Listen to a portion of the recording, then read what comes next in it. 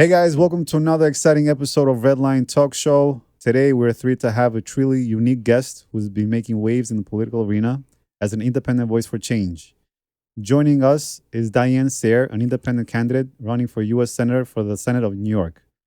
Diane is not your typical candidate. She stands on the LaRouche Party line and has managed to achieve something remarkable. Um, she has secured a spot in the November 5th ballot in New York and has nearly gathered 70,000 signatures to make this happen. Wow. Please join me in welcoming Diane Sare to the Redline Talk Show. Welcome. Thank you. Thanks very much. So nice to have you on the show. Glad to be here. Thank you for being here and taking the time of your day and just kind of to learn a little bit about you and who you are and your journey into this political world.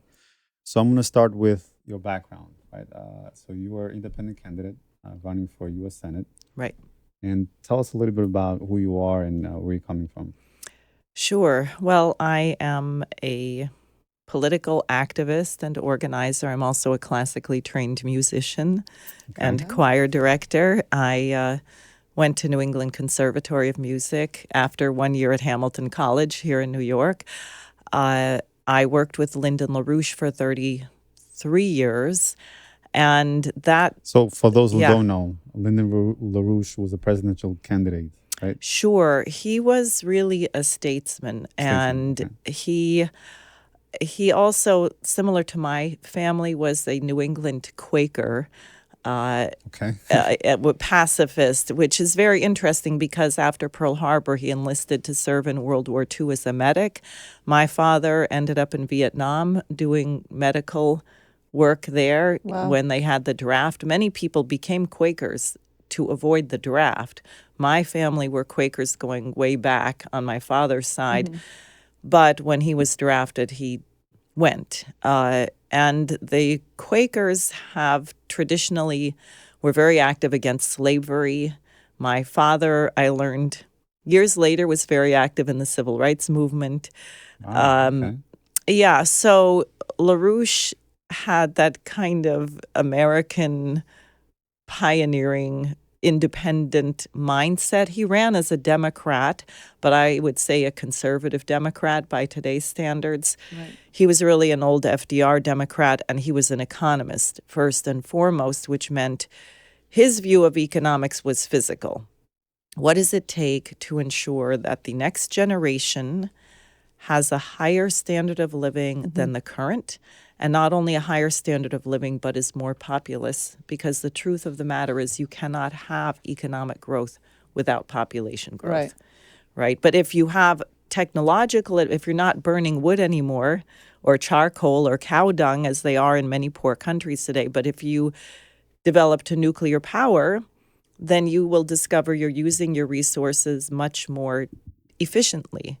So you can sustain more people at a higher standard of living. That's human economy. That was American system economy as Alexander Hamilton founded it. And that was really LaRouche's area of expertise. And just on the Quaker point, because many Quakers, and this had a certain impact on me, were in prison in the 1700s for their opposition to slavery, for refusing to write wills for people who wanted to bequeath their slaves and things like that. So I always had this glimmer that if you were in trouble, you probably were doing something right. So when I intersected LaRouche's presidential campaign in 1988, he had just been indicted by Robert Mueller in a case in Boston which fell apart, but it was for his political work to eradicate economic injustice internationally.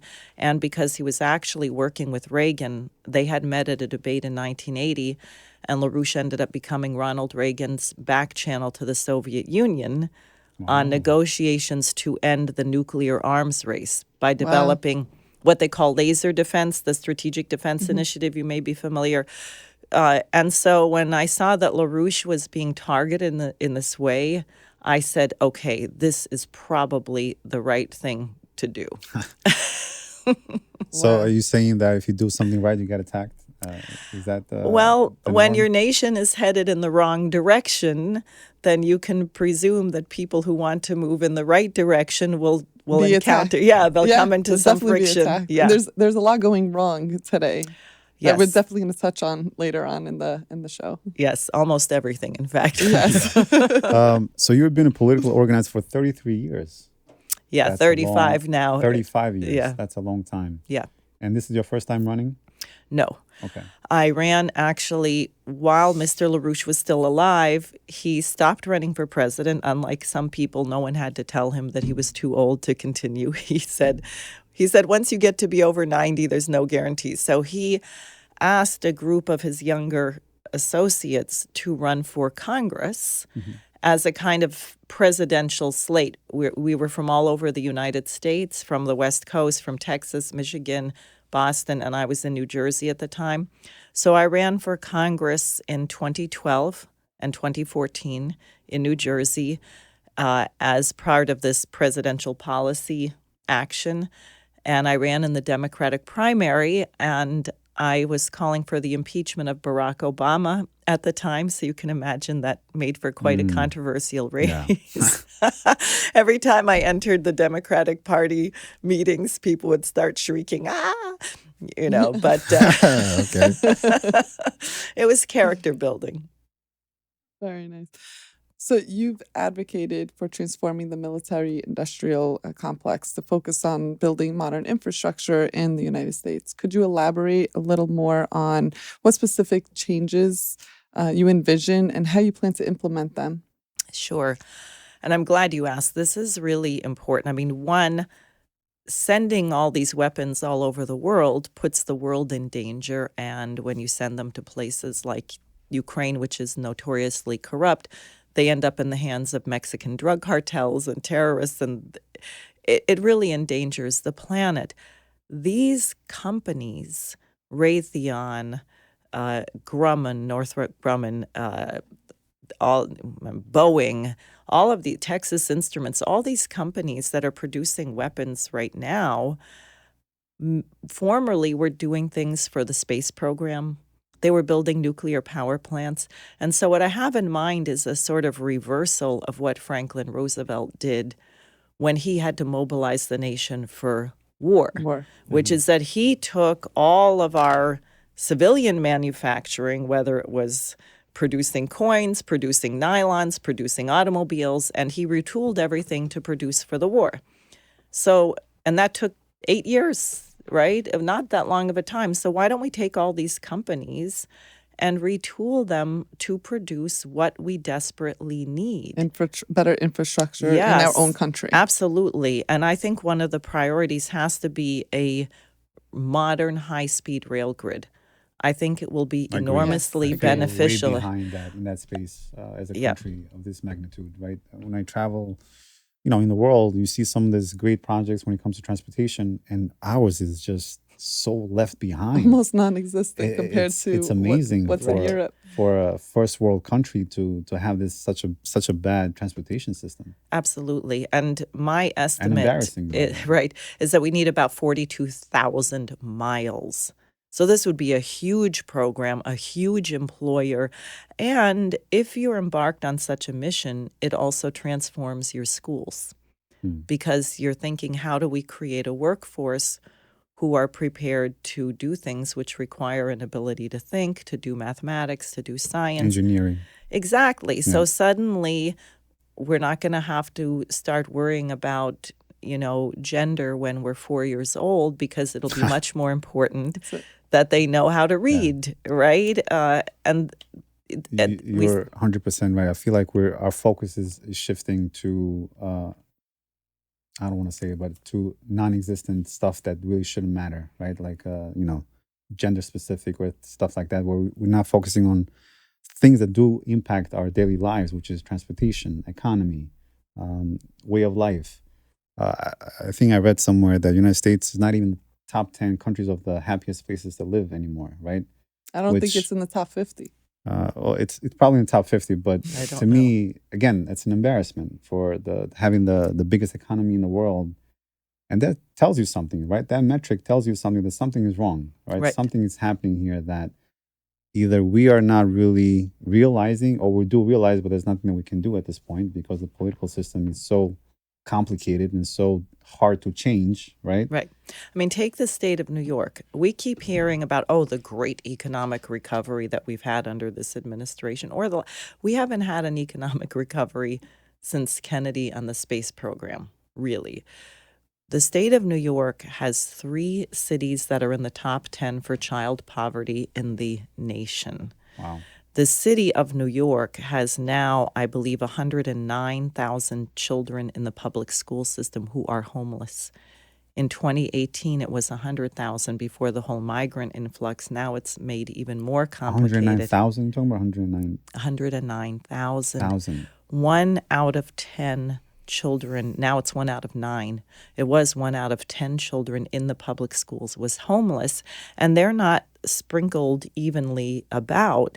You have schools in Brooklyn and the Bronx where the teachers are dealing with classes where the stench of body odor is so intense that they have to install washing machines and send the children to get toothbrushes and deodorant. Wow.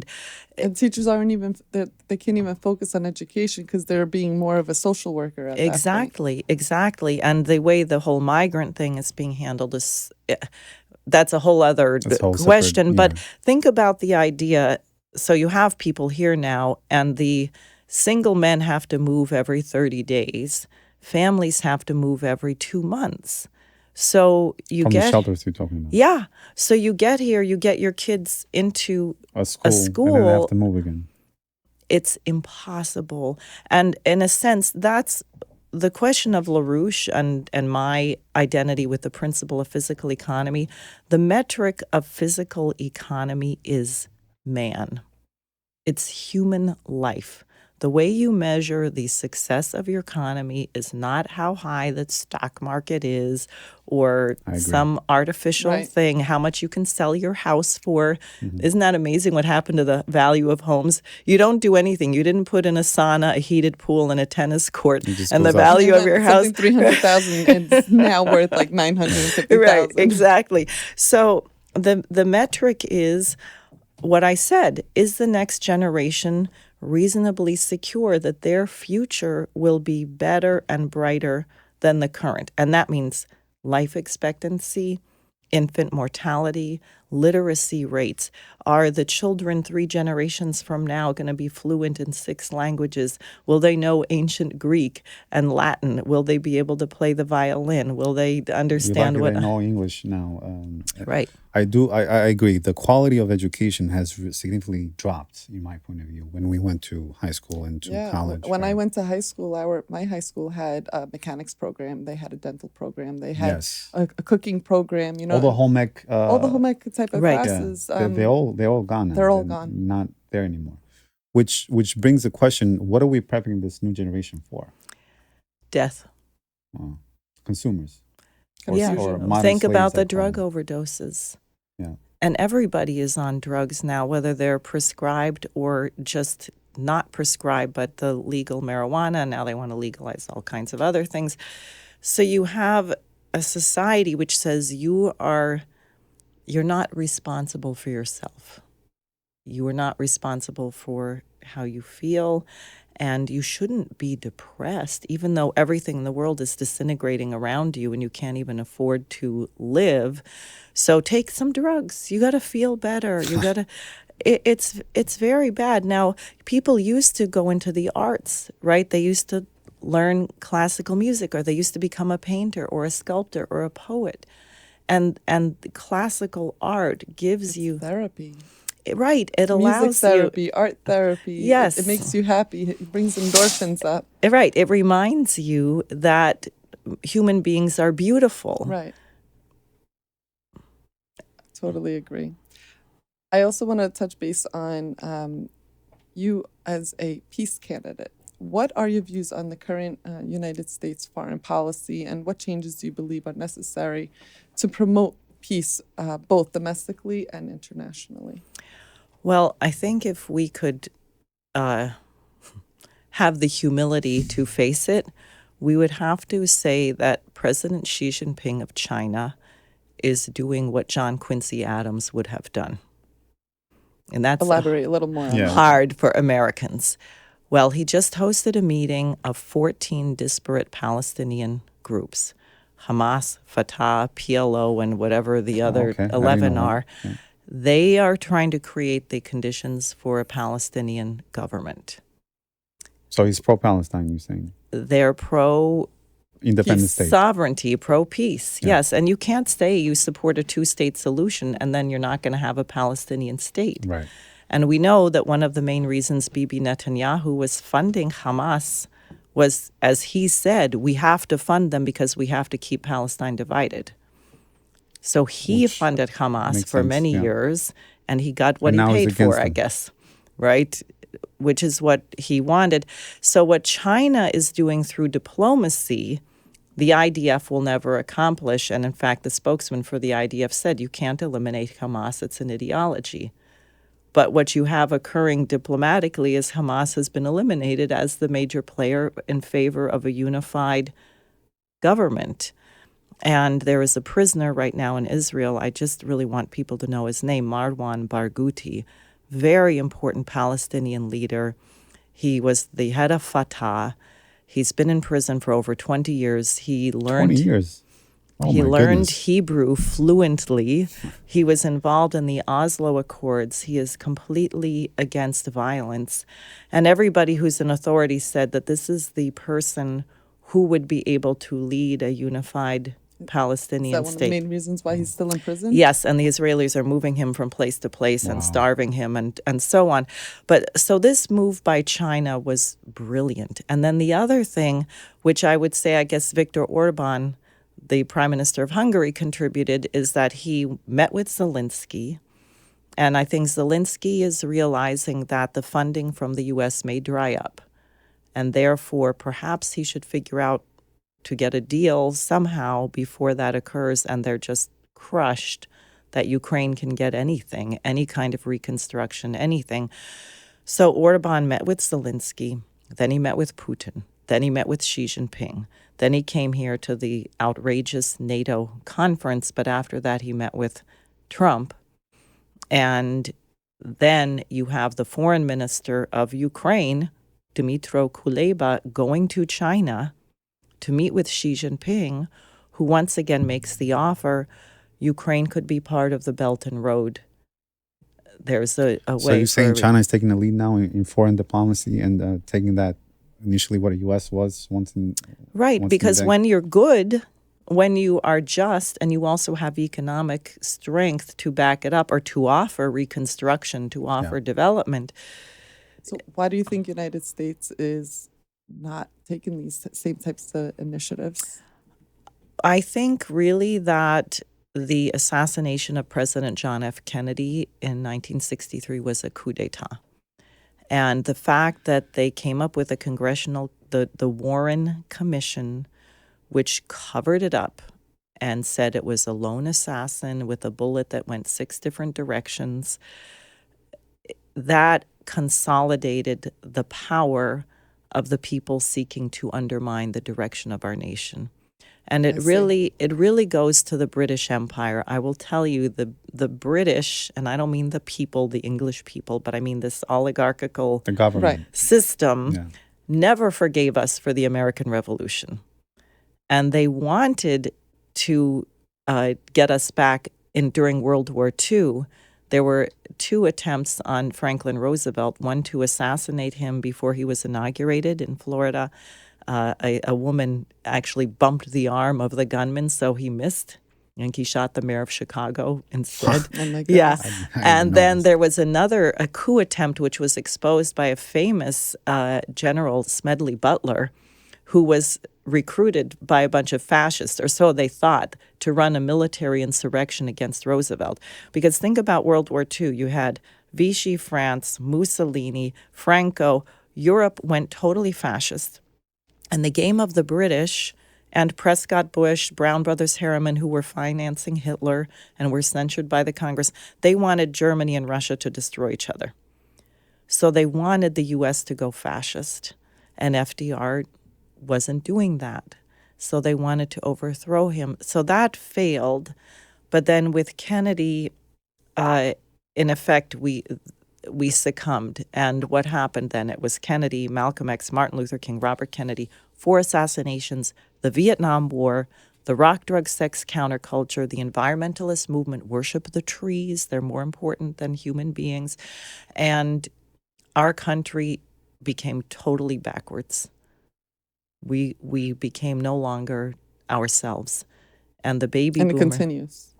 It does. So, just to bring it back a little bit to the current Yeah. events, what do you think of the assassination attempt to Donald Trump, that whole fiasco? Well, I actually warned about it, and I brought my newspaper because I released a newspaper on the 4th of July with a statement that I had made on the 1st of July saying that I thought Trump was a target for assassination. Really? Yeah. And made you What think made you that? think that? well, a friend of mine told me that he had sources who were concerned about this. And actually, I had thought of it immediately when Robert Fico was nearly assassinated back in May. Fico, the Slovakian prime minister, who, like Orban, had voiced his objection to funding Ukraine for the war with Russia. And the way the press described him, a populist leader, I thought, this is just how they're describing Trump.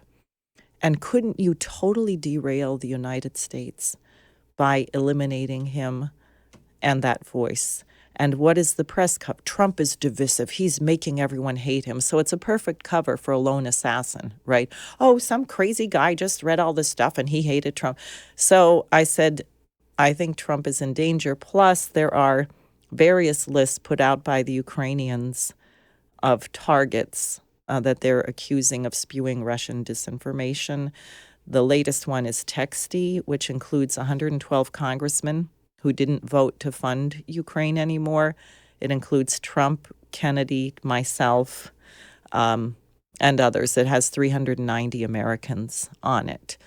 So I said, he's on a target list, and he is running for president of the United States. So I said, I So- think he's in danger. So to elaborate a little bit more on that, do you think it's a deep state behind it, or is it a lone person that's just acting on what It's watches on the no, news? it couldn't be. And you look at these so-called mistakes of the Secret Service; these were not. I mean, it was.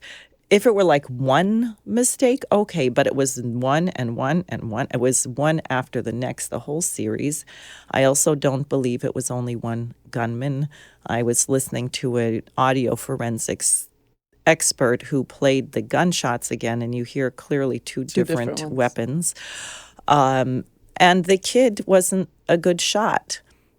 So I Do you think have that was a message to Trump versus just no, it wasn't a message. They intended to kill him. really? Yeah, this is not William Tell where you're shooting the apple off your kid's head. Right. No, they intended to kill him, and I think the likely Republican nominee to have replaced him because they were pushing her in the primaries was Nikki Haley. Really? Total neocon warmonger. Yeah, Wow. that's a hypothesis. I don't Right, have right. It's a proof, conspiracy. Yeah. but I'm saying if you think through what And you're looking at it from It a was- historical Right. perspective. Again, looking at it from independent, because I am not really too much involved into politics, but it looked to me like a stage of some sort, right? It did not just, it seemed surreal to be happening, especially now. To me, it still feels like it's a reality TV show, what's happening with the whole political system. But besides the point, I want to bring it back to your candidacy here in New York.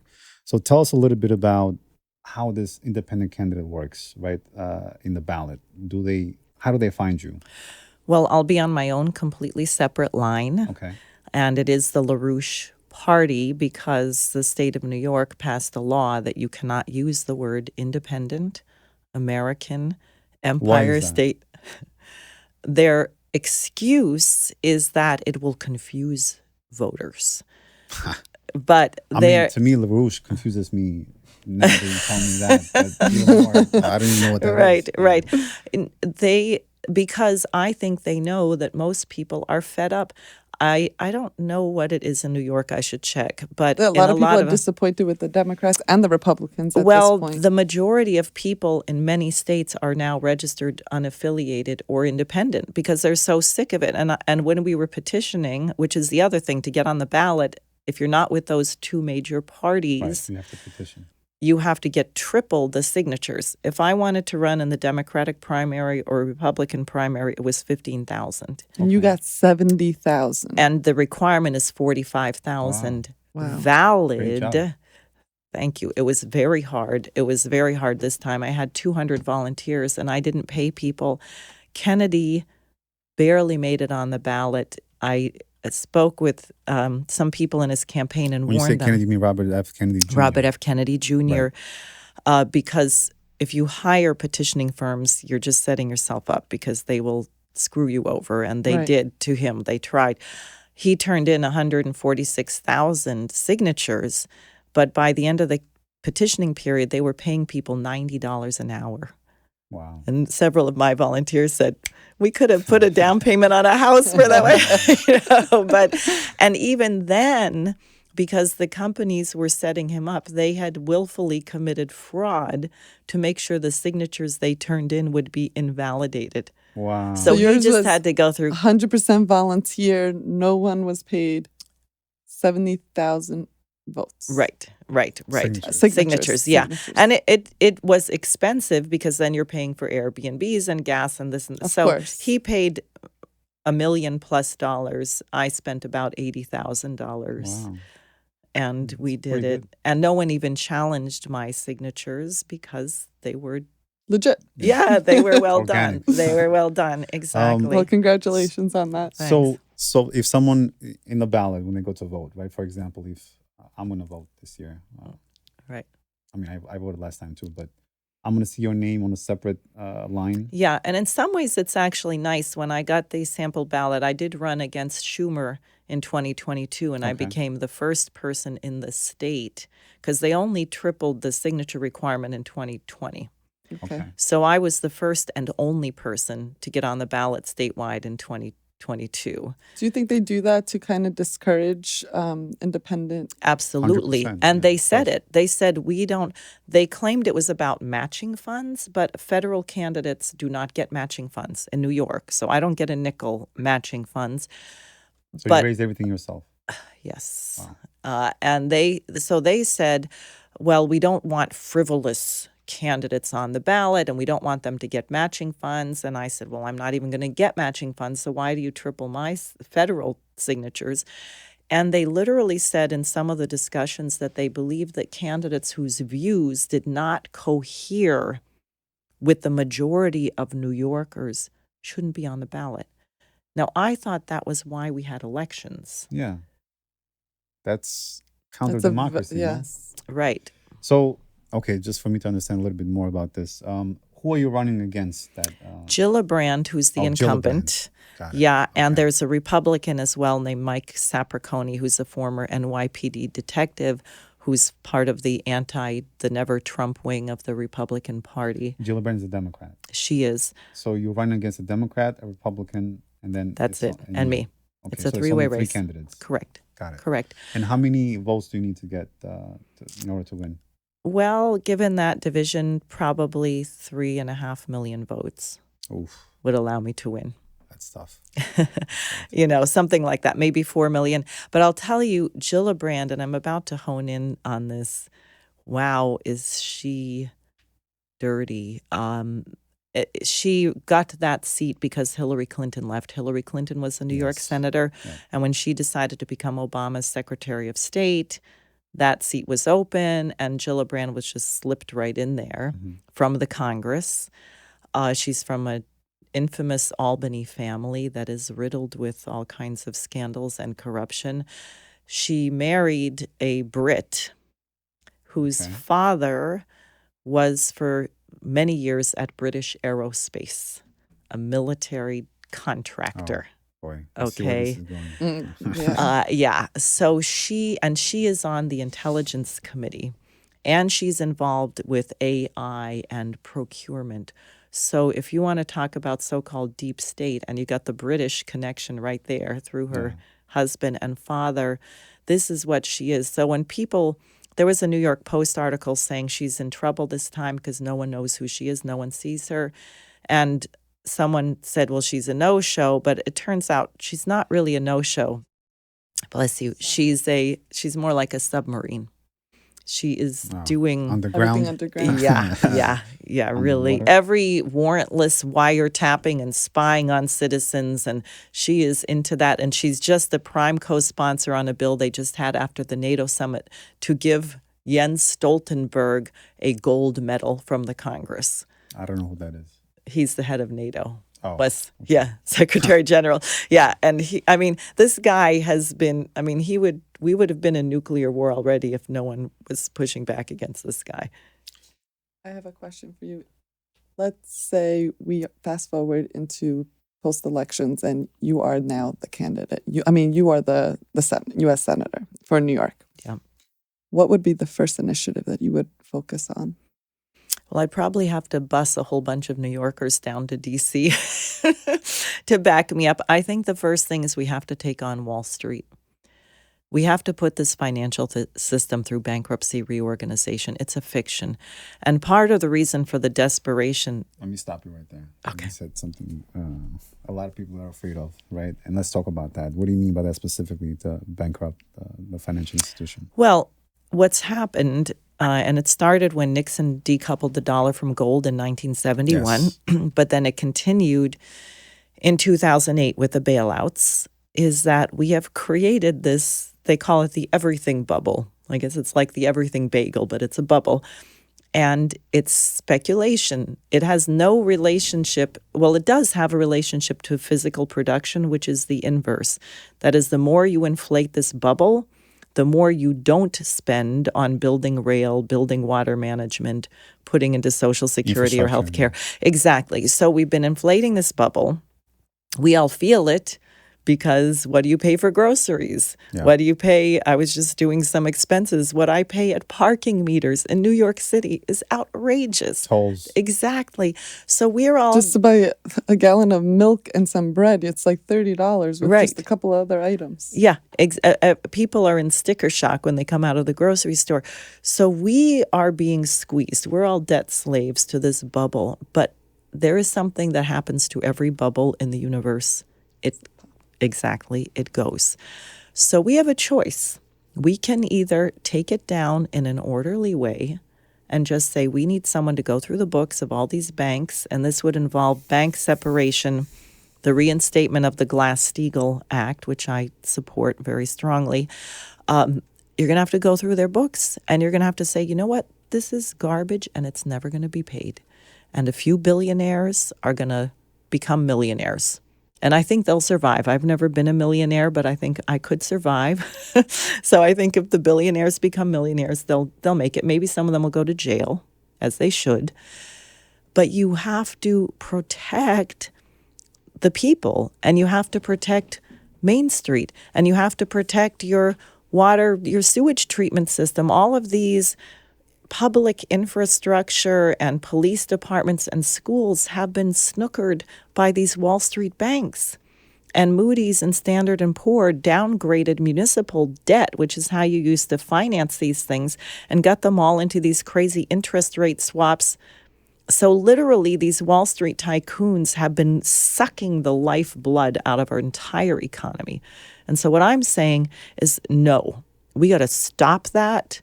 LaRouche used to say, he said, we got to bury Wall Street so far down that you can't smell the stench.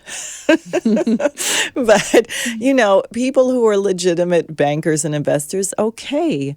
And you can make a moderate rate of profit doing something productive. A lot of people did that. But we are no longer going to loot the standard of living of the average American to pay a bunch of crooks who have their own evil agenda about what they're doing in the world. And that is number one. Power and capitalism, and not about the people. Right. And that's why you would need a movement, Humanity. because I will be a very lonely voice in the U.S. Senate. That will squash you in a matter of seconds. If you need a team, you need more people to be behind that type of movement, like you said. Are you worried that you would then be a target? Sure, I already am a target. I'm on various of these kill lists, and I'm right now looking into various things and have discovered that I've been under surveillance for quite some time. Really? Oh, yeah. Yeah, I mean, you look at what they did to LaRouche when they put him in prison. They sent 400 U.S. Marshals and FBI agents to raid his home with the intent to assassinate him, which we learned later through Freedom of Information. Reagan was still president, but Reagan was leaving the country at the moment. But LaRouche got a telegram to him and said, they're raiding my house. If any blood is shed, it's going to be on your hands. And Reagan got orders to, I think it would be William Weld, the Bush, the people at the Department of Justice who do these things, and called it off. But then what did they do? They seized millions of pages of documents from LaRouche's offices, and then the U.S. government shut down all of his publications. They declared them involuntarily bankrupt, and they jailed over a dozen of his associates.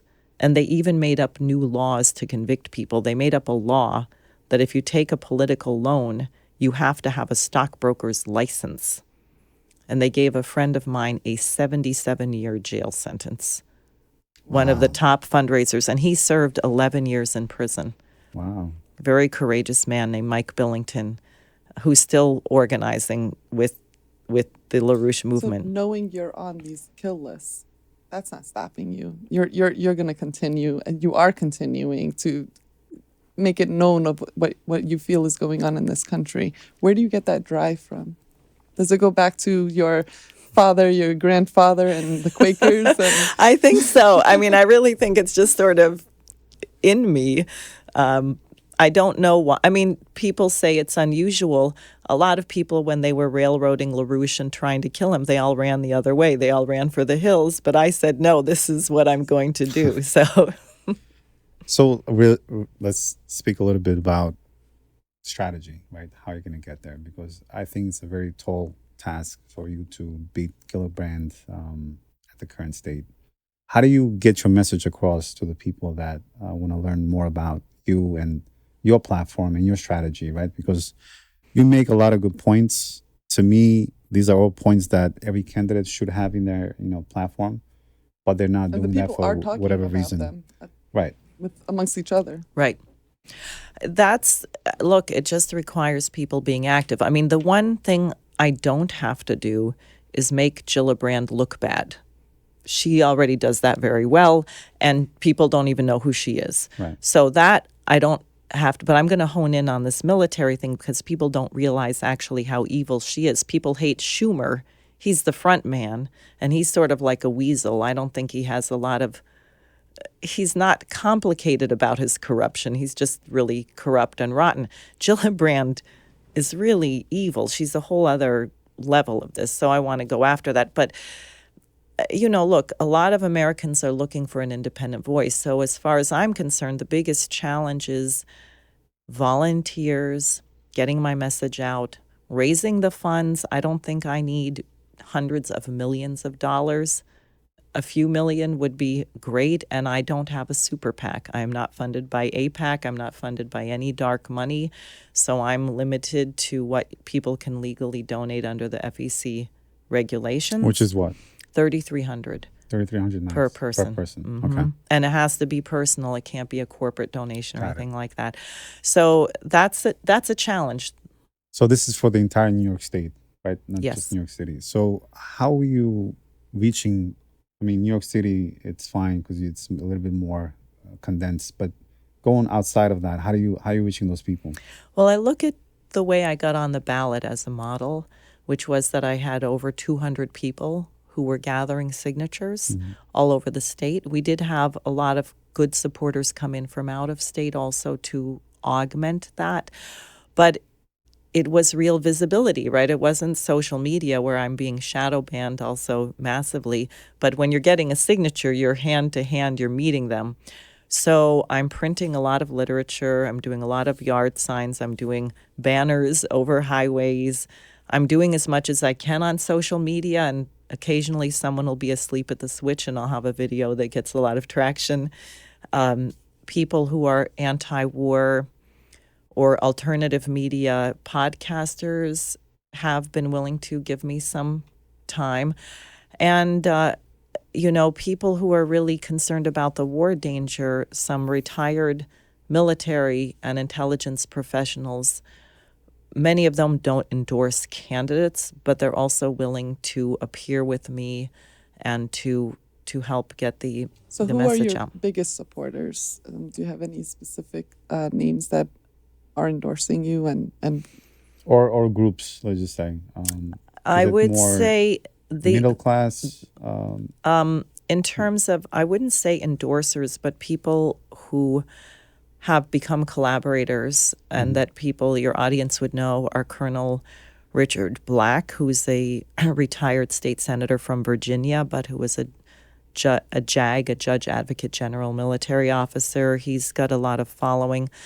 Scott Ritter, the former UN weapons inspector, who is very outspoken on these war questions, and he came to personally and they sign. come from that field, so they're very concerned about the direction of where this world is going to, which, as you mentioned prior to us starting the podcast, about war versus peace. Like there's two directions we're going Right. into. I think I would also have a lot of support. When I ran against Schumer, I was invited to address a number of building trades unions around the state. Now, they would say our union is required to endorse Schumer, but Why? the union leadership does that for money, for whatever reasons. But their they're not going to follow them into the ballot box and see how they voted. And I'm talking about building massive infrastructure and creating millions of jobs for their people. Right. I mean, frankly, we wouldn't even have enough workers to build the things I'm talking about. We're going to have a crash apprenticeship program and take the 2.77 million veterans from Iraq and Afghanistan that we have in the United States right now and get them training people and discipline. And, we got to figure out how to create a workforce. So bring that back a little bit. Talk about political system of the United States, right? Which is a two-party system, which to me, I don't like at all personally. How do we change that to becoming a three-party system where there's also an independent party that, because I feel like, to me, it's one of the same. Whether you're a Democrat or Republican, it's ideology, right? Essentially, people are fighting over ideology. It's not really specific issues that they're really concerned about. I like to see, or I like to support candidates that have specific issues they want to tackle, like yourself. Like you have specific things that you want to tackle, if you become a senator. Why can we have that as part of our system? Well, because the billionaires that I want to destroy, right, control it through money. But they're in a lot of trouble. I mean, the Democratic Party may have bitten off more than they can chew. Because take Robert Kennedy Jr. He, I think somewhat naively, but he wanted to run as a Democrat. He said, my uncle who was assassinated, my father who was assassinated were Democrats. I want to be that Democratic Party. So he tried to run. And the Democratic National Committee said, well, you can run, but if you win the primary in New Hampshire or Iowa, we will not seat your delegates. Everyone who votes for you will have their vote go to Biden. So he left the Democratic Party. I don't right? Why I still don't understand how that works. Yeah. They make up their own rules. And I was in a federal hearing years ago when, in 1996, Lyndon LaRouche got over 15% of the vote in a number of congressional districts. By their own bylaws, that entitles the voters of those districts to a delegate at the convention. But the DNC would not seat LaRouche's delegates. And I had to go to I went to Louisiana. We had to file this whole class action suit. We had to find the people who voted for LaRouche. It was wild. And we came to federal court, and I was in the courtroom, so I saw this with my own eyes. The judge said to the lawyer for the Democratic Party, if you wanted to be for white men only, that would be perfectly legal, wouldn't it? And the lawyer for the Democratic Party said yes, that they are a private club. It's sort of like the Biden rules-based order, right? It's a rules-based order, but we make the rules and we decide who can break them and who can't. So now look what the Democrats are doing. Biden has stepped down. If you think he's too infirm to lead the United States, why would you trust him to choose his successor? But he has chosen Kamala Harris, who's going to be the candidate who was not on a single ballot in the country. No one voted for her in any primary. So do you think every single Democratic Party voter is satisfied with this? I don't. No, And that's the parties are destroying themselves. I agree. Yeah. I agree because, again, to me personally, I was a registered Republican, and then I switched to a registered Democrat, and now I don't like either of them. Now I'm independent. Because, again, I believe in the candidate, I don't believe in the party, and I feel like this two-party system, it's actually destroying this country because it's all about one group versus the other group, right? When it comes to a national cause, they never seem to get along and never seem to agree about anything, right? Well, they do. They agree on war and they agree on bailing out Wall Street. Right. What again? Those are for specific special interest groups. Yes, I agree Yeah. with that. But That make the biggest impact, negative impact for the people. Correct. another thing I want to bring up too is though, how do you? Because this has come up from people that actually they're stealing votes or votes going to a different or they don't count Right. votes, right? No, I'm laughing because Yes. So I'm very familiar. specifically to you, Yeah. if I'm voting for you, how do you make sure that my vote actually gets counted on your behalf?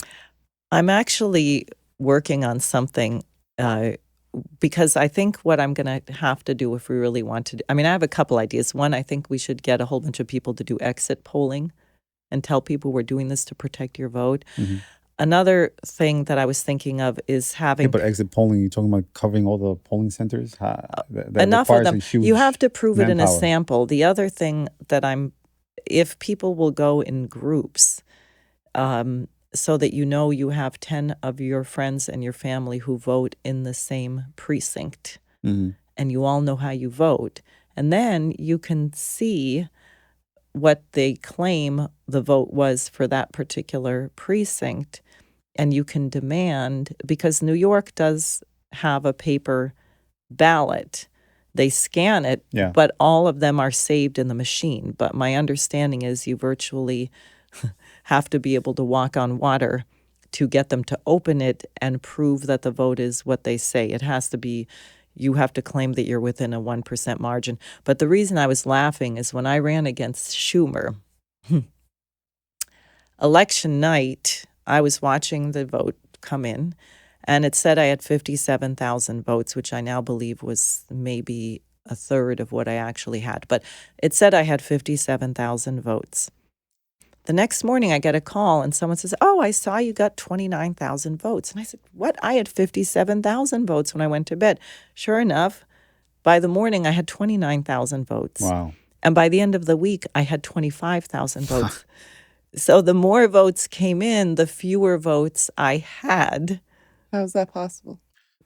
It is That's the possible question. because they steal the votes or they miscount them or they call them they're not eligible, right? Depending on they decide, Right. and that's why I mean that they control the narrative. Even if you do vote for an independent candidate, my fear is that your vote is not going to get counted because in New York, it's all about Democrats. Well, Republicans are trying to, take over New York, but it's mostly Democrat. It's a Democratic state, right? Do you find that as a challenge? And Absolutely. Right now, I will tell you, It's not stopping her, though. I see no reason to think we are going to have a fair election. And I mean across the nation. Right. Because I don't think New York independently decides who's going to win. I think it's dictated, at the top, from the federal agencies. yeah. And they tell New York, here's how. So do you think they're going to do the same thing with Trump and Kamala? Yes. Yeah, I do. That's why I think they're doing opinion polls. Oh, Kamala's, are you kidding? This woman was destroyed by Tulsi Gabbard in one debate last go-round in 2020, and no one voted for her. How could she possibly? But they create this in the media. So then when they steal the election or whatever they do, people say, oh, well, I guess it really, although I don't know anyone who voted for it, but I guess it's how it really happened. So media does play a huge role, right? When it comes to perception and who's going to win and all these polls and everything. But focusing on the challenge that you have ahead of you, right? Mhm. How do you send again? How do you send that message across to the voters to kind of encourage them to vote for an independent candidate versus a party line? Well, I think the real idea is not only that they need to vote, but they have to be active. And they have to be active right now because Can you explain how can we be more active? How can the people be more active in this whole process? Good. One, they should go to their Congress. They should go to their congressman. They should be on a first name basis with every single member of staff in that office and say, I don't want to be in a nuclear war. Why are you supporting NATO? Why are you sending weapons to every part of this So hold them planet? accountable, you're saying? Absolutely. People have sort of given up on that. We want our representatives to be a little nervous about meeting with us and to not feel like everything's locked in, as it may be, but let's make our voice heard. I would also urge, I'm out. I have rallies in Manhattan once to 3 times a week where we're just out on the street handing out literature, talking to people, signing them up to get emails and so on. People can join us. People should be in the streets. How can they find you? At SARE, my website, thanks for asking, is sareforsenate.com, and it's SAREFOR, not the number, sareforsenate.com. You can sign up to volunteer. You can take a yard sign. You can get literature. We'll get it to you. Thank you so much. Okay. I mean, Diane, you have a challenge ahead of you. I'm not going to lie. It's but I do like what you stand for. To me, again, those are things that are common sense that, we should be doing more of. But I wish you the best of luck with everything. Any last message that you want to tell our viewers of how they can support you and how do they get involved to learn more about, your platform? Sure. The website, sareforsenate.com. The phone number is 646-328-1932. That's my campaign office. And I would say don't lose hope. We're in a dark age in this country, but the rest of the world is actually moving in a different direction. I agree. Yeah.